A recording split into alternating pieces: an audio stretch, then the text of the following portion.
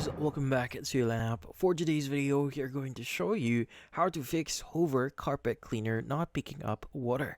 So if you're interested, let's start the tutorial. So if you're having problems with your Hoover carpet here and it's not picking up water, there are going to be a few things you do to probably solve this issue.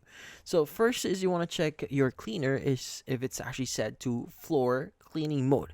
So this setting is important for the suction to properly work here. And also make sure that the water tank is securely attached. Now sometimes just giving it a little jiggle here can ensure a better connection.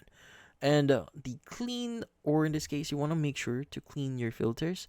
So dirty filters can cause this issue here or cause weak suction.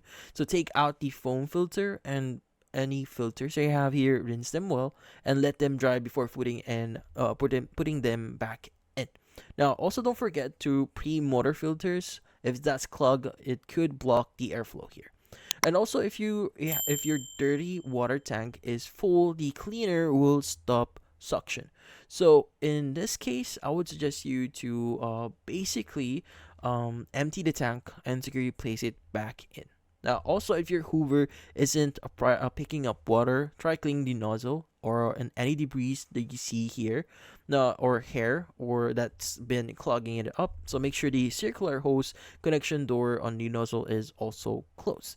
Now, lastly, you might want to check the float valve inside the dirty water tank here. So if it's sticking or closing too early, it can block suction. So some people even remove the float valve for better performance. But be careful to monitor the water levels. So if you actually do remove your float valve. But yeah, so in this case, those are the things that you do here yourself. But if issues actually persist, I would recommend you to contact a professional for this one. Maybe contact Hoover themselves to basically fix this problem. But in this case, that's about it. So hopefully this video was able to help you. Like and subscribe to TLN app. Thank you for watching.